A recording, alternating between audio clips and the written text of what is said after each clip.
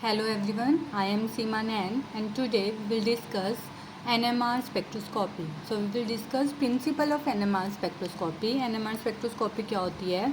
Nuclear magnetic resonance spectroscopy. सबसे पहले जैसे हमने बाकी सब स्पेक्ट्रोस्कोपीज़ में किया, हमें पता होना चाहिए इसकी वेवलेंथ क्या होती है, इस कौन से रीजन में होती है ये। तो कौन सा रीजन ऑफ इलेक्ट्रोमैग्नेटिक रेडिएशन ये यूज़ करता है, तो ये radio wave region of electromagnetic radiation use करते हैं, जिसकी वेवलेंथ होती है lambda is greater than 10⁹ angstrom. So principle, हमें मेनली इसका प्रिंसिपल करना है, we are focused about its principle. तो प्रिंसिपल में क्या होता है, न्यूक्लियस, क्योंकि जैसे नाम से ही पता चल रहा है न्यूक्लियर मैग्नेटिक रेजोनेंस स्पेक्ट्रोस्कोपी, मतलब न्यूक्लियस और मैग्नेटिक फील्ड का इंटरेक्शन होता है एनएमआर स्पेक्ट्रोस्कोपी में। तो क्या होता है, जब मैग्नेटिक फील्ड हम अप्लाई करते हैं, न्यूक्लियस मेनली दो कंपोनेंट से मिलकर बना होता है, proton and neutron. Proton positively charge species होती है और न्यूट्रॉन चार्जलेस स्पीशीज़ होती हैं। दोनों के दोनों जो प्रोटॉन और न्यूट्रॉन हैं, they spin around their own axis, जिन विद +½ और -½ इनका स्पिन नंबर होता है। तो मतलब क्लॉकवाइज डायरेक्शन में रिवॉल्व कर रहा है या एंटी क्लॉकवाइज में, उसके बेसिस पे हम इनको +½ और -½ स्पिन कंसिडर करते हैं। तो मतलब जितने भी प्रोटॉन और न्यूट्रॉन किसी भी न्यूक्लियस में प्रेजेंट होते हैं, उनकी खुद की एक स्पिन होती है, because they spin around their on axis. जैसे अर्थ रिवॉल्व करती है, अपनी एक्सिस के अराउंड भी रोटेट करती है और सन के अराउंड भी रोटेट करती है, ऐसे ही प्रोटॉन और न्यूट्रॉन भी अपनी एक्सिस के अराउंड रोटेट करते हैं। तो क्या होता है, जब मैग्नेटिक फील्ड अप्लाई करते हैं हम, तब जितने भी ये स्पिन्स होते हैं, पहले जब कोई मैग्नेटिक फील्ड नहीं होता है तो ये रैंडमली अरेंज्ड होते हैं, सारे के सारे स्पिन्स रैंडमली अरेंज्ड होते हैं। लेकिन जब हम मैग्नेटिक फील्ड अप्लाई कर देते हैं, in presence of magnetic field, ये दो स्टेट्स में डिवाइड हो जाते हैं, अल्फा स्पिन स्टेट और beta spin state. Alpha spin state होते हैं वो स्पिन जो मैग्नेटिक फील्ड के डायरेक्शन में अप्लाई हो मैग्नेटिक फील्ड के डायरेक्शन में अलाइन हो जाते हैं। जिस डायरेक्शन में आपने मैग्नेटिक फील्ड अप्लाई किया है, उसी डायरेक्शन में वो स्पिन्स अलाइन हो गए हैं, तो उसको बोलते हैं अल्फा स्पिन स्टेट। और अगर वो मैग्नेटिक फील्ड के अपोजिट डायरेक्शन में अलाइन होते हैं, तो वो हो गए बीटा स्पिन स्टेट। हम दो स्पिन्स में कैटेगराइज कर देते हैं इनको, अल्फा स्पिन स्टेट और बीटा स्पिन स्टेट। तो दोनों स्पिन्स में जो एनर्जी डिफरेंस होता है उसको बोलते हैं हम डेल्टा ई। अब ये जो डेल्टा ई है, that depends upon strength of magnetic field, depends upon magnetic field strength. अगर मैग्नेटिक फील्ड हमने जो अप्लाई किया है उसकी स्ट्रेंथ बहुत ज़्यादा है, तो डिफरेंस भी ज़्यादा होगा, that is directly proportional to applied magnetic field. अगर मैग्नेटिक फील्ड हमने कम स्ट्रेंथ का अप्लाई किया है तो डेल्टा ई भी कम होगा, difference between both this alpha spin state और बीटा स्पिन स्टेट कम होगा। तो क्या होता है, इसका बेसिक प्रिंसिपल कैसे ये होता है, वो न्यूक्लियाई जो मैग्नेटिक फील्ड में हम न्यूक्लियाई को प्लेस करते हैं, और जो न्यूक्लियाई एनर्जी एब्जॉर्ब कर लेते हैं, वो एक पीक शो करती है। अब कौन सी ऐसी न्यूक्लियाई हैं जो एनर्जी एब्जॉर्ब कर लेंगे, उनको हम बोलते हैं मैग्नेटिकली एक्टिव न्यूक्लियाई। और जो एनर्जी एब्जॉर्ब नहीं करते, वो मैग्नेटिक फील्ड में उनका कोई सिग्नल नहीं आता, उनको हम बोलते हैं मैग्नेटिकली इनएक्टिव न्यूक्लियाई। तो मैग्नेटिकली एक्टिव न्यूक्लियाई कौन सी होती है, जिनका spin angular momentum non zero होता है, या फिर हम ऐसे बोल सकते हैं जिनका spin angular quantum number non zero होता है, जिसको हम आई से डिनोट करते हैं, स्पिन एंगुलर क्वांटम नंबर, वो नॉन ज़ीरो होता है। अगर ज़ीरो है तो that would B magnetically inactive nuclei है वो। अगर आई नॉन ज़ीरो है तो वो मैग्नेटिकली एक्टिव न्यूक्लियाई होगी। अब हमें ये पता होना चाहिए कि आई कब ज़ीरो होता है और कब नॉन ज़ीरो होता है। तो आई ज़ीरो तब होता है जब एटॉमिक नंबर और मास नंबर, किसी भी एटम का, एलिमेंट का एटॉमिक नंबर और मास नंबर दोनों इवन होते हैं, तब आई ज़ीरो होता है। फॉर एग्ज़ाम्पल हीलियम 2 और 4, एटॉमिक नंबर 2 है, मास नंबर 4 है, ठीक है, तो इसका आई जो होता है वो ज़ीरो होता है। तो ये एनएमआर इनएक्टिव न्यूक्लियाई है, ये इसका एनएमआर सिग्नल नहीं आता है। लेकिन दो तरह की न्यूक्लियाई एक्टिव होती हैं, मैग्नेटिकली एक्टिव होती हैं, जिनका हाफ इंटेग्रल होता है और इंटेग्रल आई वैल्यू होता है। हाफ इंटेग्रल का मतलब है 1/2, 3/2, 5/2, 7/2 एंड सो ऑन। इंटेग्रल मतलब 1, 2, 3, 4, 5 सो ऑन। तो हाफ इंटेग्रल वैल्यूज़ किसकी आती है? जिनका एटॉमिक नंबर इवन होता है और मास नंबर ओड होता है, उनका आई का वैल्यू आता है हाफ इंटेग्रल।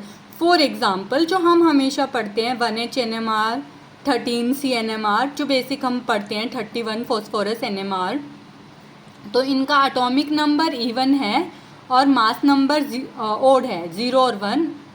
और ऐसे ही इसका 6 और 13 mass number odd, atomic number even. तो इनका आई का वैल्यू होता है इसमें 1/2, हाफ इंटेग्रल है, ठीक है।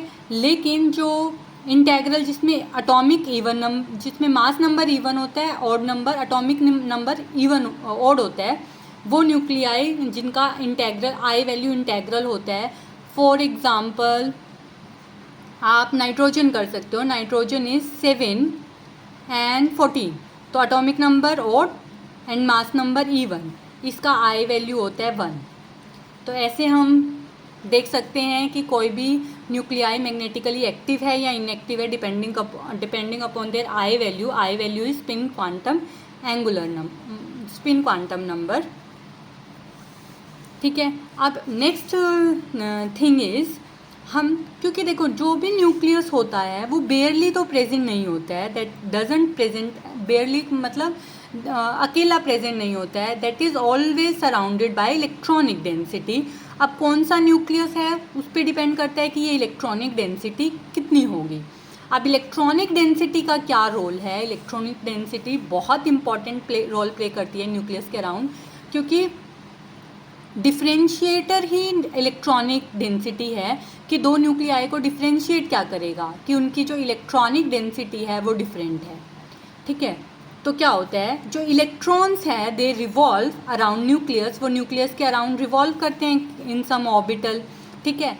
ये जो इलेक्ट्रॉन्स हैं because of their movement around nucleus they produce magnetic field. ये मैग्नेटिक फील्ड जनरेट करते हैं, इंड्यूस करते हैं, मैग्नेटिक फील्ड प्रोड्यूस करते हैं। तो क्या होता है, जो न्यूक्लियस को मैग्नेटिक फील्ड, जो मैग्नेटिक फील्ड न्यूक्लियस फील करेगा, जो इफेक्टिव मैग्नेटिक फील्ड होता है, effective magnetic field is magnetic field felt by the nucleus, इसको बी इफेक्टिव लिखते हैं, बी इफेक्टिव।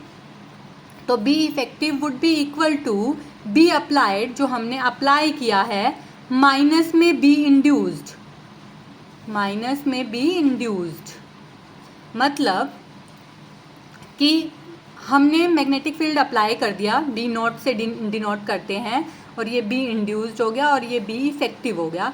तो effective magnetic field will be equal to applied magnetic field minus में induced magnetic field की जो हमने अप्लाई किया है, क्योंकि जो ये मैग्नेटिक फील्ड प्रोड्यूस करते हैं electron, that is always in opposite direction to applied magnetic field, ये अपोजिट होता है अप्लाइड मैग्नेटिक फील्ड के। तो जो मैग्नेटिक फील्ड न्यूक्लियस फील करेगा that would be minus B induced, ठीक है। अब जितनी ज़्यादा इलेक्ट्रॉनिक डेंसिटी न्यूक्लियस के अराउंड होगी उतना ज़्यादा मैग्नेटिक फील्ड इंड्यूस होगा और उतना ही कम मैग्नेटिक फील्ड न्यूक्लियस फील करेगा, क्योंकि ये वाली वैल्यू इंक्रीज होती जाएगी अगर इलेक्ट्रॉनिक डेंसिटी बढ़ती जाएगी। तो effective magnetic field which is felt by the nucleus that would be less, ठीक है। अगर ये लेस होगा तो जिस फ्रीक्वेंसी पे ये सिग्नल देंगे that would also be less. हमें ये मतलब लोअर फ्रीक्वेंसी पे सिग्नल देंगे, they will resonate at lower frequency.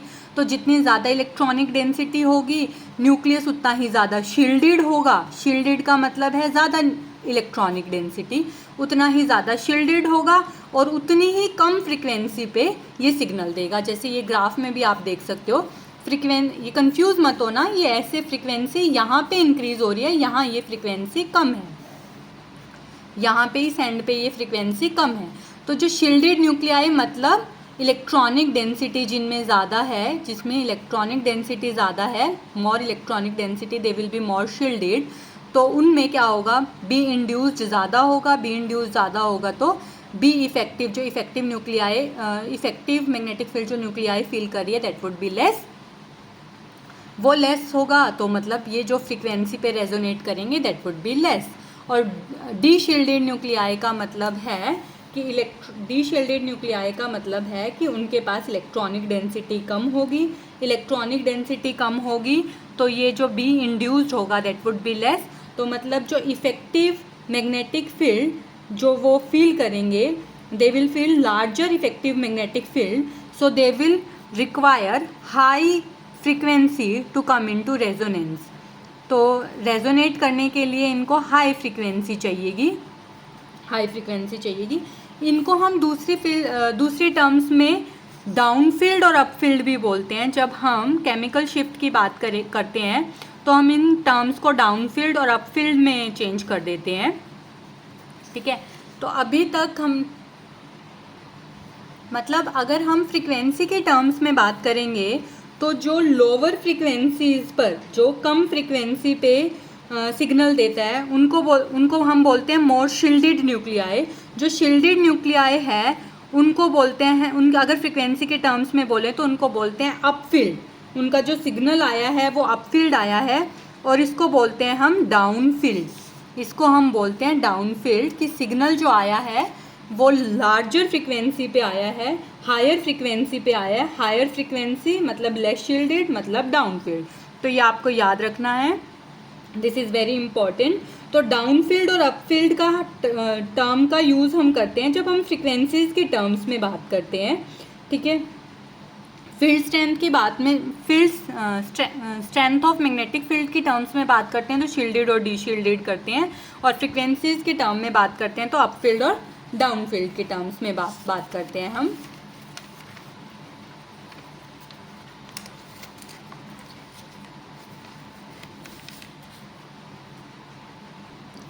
तो हमने अभी तक मतलब हमने क्या कंक्लूड किया कि जितनी भी मैग्नेटिकली एक्टिव न्यूक्लियाई है they differ because of presence of electronic density around them, कि किसी में इलेक्ट्रॉनिक डेंसिटी ज़्यादा होती है और किसी में कम होती है।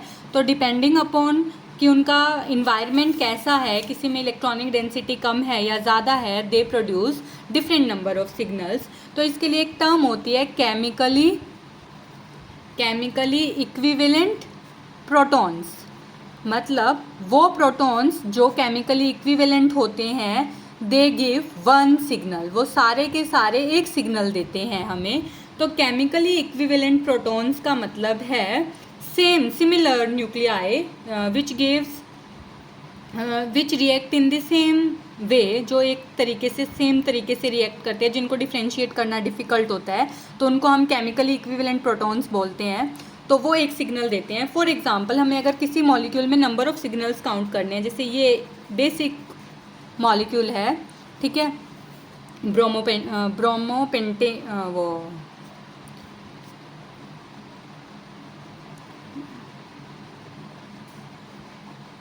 Bromopropane, this is bromopropane, sorry. तो ब्रोमोप्रोपेन में देखो ये वाले जो दो हाइड्रोजन्स हैं they are chemically equivalent, these two hydrogens are chemically equivalent and these three hydrogens are chemically equivalent. आप इनको डिफ्रेंशिएट नहीं कर रहे, किसी भी चीज़ से भी रिएक्शन होगी इसकी तो ये तीनों हाइड्रोजन सेम तरीके से रिएक्ट करेंगे, ये दो सेम तरीके से और ये दो सेम तरीके से। मतलब इसमें जो नंबर ऑफ सिग्नल्स आएंगे वो आएंगे 3 सिग्नल्स। तो ऐसे ही हम बहुत सारे मॉलिक्यूल्स का एग्जांपल लेकर समझ सकते हैं। जैसे एक सिमिलर मॉलिक्यूल है CH3CH2, इसका ही आइसोमर है ये, ठीक है। तो इसमें क्या होगा, ये और ये दीज आर केमिकली इक्विवेलेंट, मतलब इन दोनों में आप डिफ्रेंशिएट नहीं कर सकते, ये CH3 और ये CH3। तो एक सिग्नल तो ये दोनों CH3 देंगे, हाइड्रोजन देंगे, और एक सिग्नल इसका आएगा। तो इसमें कितने आएंगे, 2 सिग्नल्स आएंगे। पहला सिग्नल जो होगा that would B of 6 protons, क्योंकि 6 प्रोटॉन केमिकली इक्विवेलेंट है। और जो दूसरा सिग्नल होगा that would B of 1 proton, एक ही प्रोटॉन का होगा वो। तो ऐसे आप बहुत सारे मॉलिक्यूल्स का एग्जांपल ले सकते हैं और चेक कर सकते हैं कि कौन कौन से मॉलिक्यूल्स केमिकली इक्विवेलेंट हैं और किसी भी मॉलिक्यूल में कितने नंबर ऑफ सिग्नल्स आएंगे। और एग्जांपल्स ले लेते हैं हम एक दो। जैसे मान लो बेंजीन है, बेंजीन पे Cl है, ठीक है, क्लोरोबेंजीन है। तो ये वाला हाइड्रोजन और ये वाला hydrogen these will be chemically equivalent. तो ये एक सिग्नल देंगे, दूसरा सिग्नल ये देंगे और तीसरा सिग्नल ये देंगे। तो number of signals will be 3 signals. First signal will be of 2 proton, second signal will be of 2 proton and third signal will be of 1 proton only. तो ऐसे हम कितने number of chemical equivalent proton present है, जितने chemical equivalent proton present है उतने number of signals आएंगे। तो जो भी ये हम सिग्नल्स लेते हैं that always are in respect to TMS. TMS क्या होता है? टीएमएस एक रेफरेंस कंपाउंड है। टीएमएस एक रेफरेंस कंपाउंड है। टीएमएस का फुल फॉर्म क्या है? टीएमएस इज टेट्रामिथाइल सिलेन। टेट्रामिथाइल सिलेन, ठीक है, मतलब सिलिकॉन पर 4 मिथाइल ग्रुप्स हैं, CH3 CH3 CH3 CH3। Okay, तो ये हम रेफरेंस कंपाउंड लेते हैं। इसके रीजंस हैं बेसिकली। सबसे ये कंपाउंड एक तो हाईली वॉलेटाइल होता है, मतलब ये इजीली इवापोरेट हो जाता है। जब भी हम किसी केमिकल में इसको डिज़ोल्व करके NMR प्रोड्यूस करते हैं तो ये वाला इसको बॉयल करेंगे, जस्ट हीट करेंगे और हीट करने से ये उसमें कंपाउंड में से चला जाएगा। दूसरा अनरिएक्टिव होता है। जो भी हमारे कंपाउंड्स होते हैं फंक्शनल, जिनका भी हमें 1HNMR हम 13C NMR करते हैं, उनमें ये रिएक्ट नहीं करता, रिएक्टिविटी कम होती है इसकी, इसलिए दूसरा रीज़न ये है। तीसरा रीज़न ये है, जो ये मिथाइल ग्रुप्स हैं और ये जो ये सिलिकॉन है that is less electronegative than carbon, ये कार्बन से कम इलेक्ट्रोनेगेटिव होता है। तो इस वजह से जो इनका सिग्नल है, मिथाइल ग्रुप्स का जो सिग्नल है वो लेस फ्रीक्वेंसी पे आता है, जिसको हम 0 कंसिडर कर लेते हैं ऑलमोस्ट, मतलब लेस फ्रीक्वेंसी पे आते हैं ये सारे। इनका जो सिग्नल है मिथाइल प्रोटॉन्स का लोअर फ्रीक्वेंसीज पे आता है देन अदर्स जो हमारे कंपाउंड्स होते हैं उनकी कंपैरेटिवली। तो टीएमएस का सिग्नल 0 पे आता है जब हम केमिकल शिफ्ट की टर्म्स में बात करते हैं, ठीक है। तो केमिकल शिफ्ट क्या होता है? बेसिकली केमिकल शिफ्ट क्या होता है? केमिकल शिफ्ट होता है वो पोजीशन जहाँ पे NMR सिग्नल आता है, वो पोजीशन जहाँ पे NMR सिग्नल आता है। The position in NMR spectrum where signal occurs is called as chemical shift. जहाँ पे सिग्नल आता है वो पोजीशन NMR स्पेक्ट्रम में, उसको हम केमिकल शिफ्ट बोलते हैं, ठीक है। तो केमिकल शिफ्ट का जो स्केल हम यूज़ करते हैं वो डेल्टा स्केल यूज़ करते हैं। डेल्टा स्केल यूज़ करते हैं हम केमिकल शिफ्ट का। देखो, 2 तरीके से हम केमिकल शिफ्ट डिफाइन करते हैं, एक तो PPM में और एक डेल्टा में। डेल्टा इज इक्वल टू मतलब केमिकल शिफ्ट PPM में जिसका फॉर्मूला होता है, इसका फॉर्मूला क्या होता है? केमिकल शिफ्ट का फॉर्मूला होता है distance from TMS signal. TMS signal से कितना डाउनफील्ड है, distance downfield from TMS signal divide by operating frequency. Operating frequency spectrophotometer की फ्रीक्वेंसी कितनी है, ऑपरेटिंग फ्रीक्वेंसी कितनी है, distance downfall from TMS divide by, ये हर्ट्स में होती है बच्चों और ये मेगा हर्ट्स में होती है। तो PPM में केमिकल शिफ्ट की वैल्यू आ जाती है। अब आपको यहाँ पे 2 चीज़ें और ध्यान रखनी है कि जो केमिकल जितना ज़्यादा केमिकल शिफ्ट उतनी हायर फ्रीक्वेंसी पे वो सिग्नल आएगा। ग्रेटर केमिकल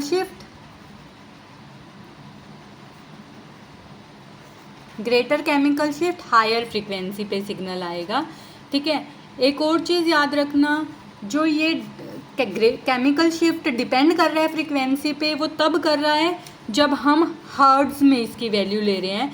अगर केमिकल शिफ्ट हम PPM में कैलकुलेट कर रहे हैं तो that is independent of operating frequency. वो फ्रीक्वेंसी पे ऑपरेटिंग फ्रीक्वेंसी से इंडिपेंडेंट है। देखो, क्योंकि हम ऑपरेटिंग फ्रीक्वेंसी से इसको डिवाइड कर रहे हैं तो जनरली हम केमिकल शिफ्ट को PPM में ही रिकॉर्ड करते हैं। पहले हम करते थे फ्रीक्वेंसीज़ के टर्म में, अब नहीं करते हैं, अब PPM में करते हैं। उसका रीज़न है कि हम किस फ्रीक्वेंसीज़ पे ऑपरेट कर रहे हैं, हमारा जो स्पेक्ट्रोफोटोमीटर है उसकी क्या फ्रीक्वेंसी है, उससे कोई फ़र्क नहीं पड़ेगा। जो हर इंस्ट्रूमेंट टू इंस्ट्रूमेंट ये केमिकल शिफ्ट की वैल्यू वेरी नहीं करेगी कि कौन से इंस्ट्रूमेंट पे है, उसकी ऑपरेटिंग फ्रिक्वेंसी क्या है, उससे इंडिपेंडेंट हो जाएगा। तो इसलिए हम केमिकल शिफ्ट की वैल्यू जो लेते हैं पार्ट्स पर मिलियन में लेते हैं, and that is independent of operating frequencies. तो एक और चीज़ जो हमें याद रखनी है, अभी जो हमने किया था कि अपफील्ड सिग्नल आ रहा है, अपफील्ड सिग्नल का मतलब है लोअर फ्रीक्वेंसी पे, और लोअर फ्रीक्वेंसी का मतलब है स्मॉलर पीपीएम वैल्यू, मतलब उनकी जो वैल्यू है वो भी कम होगी। और डाउनफील्ड का मतलब क्या है, डाउनफील्ड का मतलब था हायर फ्रीक्वेंसी, फ्रीक्वेंसी हाई मतलब हाई पीपीएम वैल्यू, मतलब केमिकल शिफ्ट की वैल्यू भी ज़्यादा होगी, तो केमिकल शिफ्ट की वैल्यू भी ज़्यादा होगी। फॉर एग्ज़ाम्पल कोई एग्ज़ाम्पल ले लेते हैं हम लोग, जैसे मान लीजिए एक उसी का ही जो हमने किया था, ये मान लो एक CH3 CH3 CH3 CH2Br। अब यहाँ पे 3 तो ये हैं जिनका 3 केमिकल इक्विवेलेंट हैं, ये 9 प्रोटॉन्स जिनका एक सिग्नल आएगा, ठीक है। इन 2 प्रोटॉन्स का एक सिग्नल आएगा, 2 सिग्नल्स आएंगे, इसमें 2 सिग्नल्स आएंगे। तो अगर इसका NMR स्पेक्ट्रम की बात करें हम, तो इसका NMR स्पेक्ट्रम कैसा दिखेगा, मान लो ये TMS है, रेफरेंस, ठीक है, और ये डेल्टा वैल्यूज़ हैं इन ppm पार्ट्स पर मिलियन में। तो जो ये इसके साथ में Br लगा हुआ है, Br इलेक्ट्रोनेगेटिव है, इलेक्ट्रोनेगेटिव है मतलब इससे इलेक्ट्रॉनिक डेंसिटी ये अपनी तरफ ले लेगा। तो इसके पास जो इलेक्ट्रॉनिक डेंसिटी होगी that will be comparatively lesser electronic density, इनके कंपैरेटिवली इनके पास ज़्यादा होगी क्योंकि Br इनसे दूर है। तो दीज विल बी, इनके पास लेस इलेक्ट्रॉनिक डेंसिटी होगी, लेस इलेक्ट्रॉनिक डेंसिटी मतलब जो वो इंड्यूस्ड मैग्नेटिक फील्ड था वो कम होगा, मतलब इफेक्टिव जो मैग्नेटिक फील्ड था जो वो आप कर रहे थे वो ज़्यादा होगा, फ्रीक्वेंसीज हायर होंगी, हायर फ्रीक्वेंसीज का मतलब वो सिग्नल डाउनफील्ड होगा, डाउनफील्ड सिग्नल होगा। तो जो मिथाइलिन, ये जो CH2 ग्रुप्स हैं इनका सिग्नल यहाँ आएगा, और जो ये मान लो ये ग्रुप ये है 9 प्रोटॉन का सिग्नल, ठीक है, और ये वाला सिग्नल जो जिनका इलेक्ट्रॉनिक डेंसिटी कम है, लेसर इलेक्ट्रॉनिक डेंसिटी है, वो कंपाउंड्स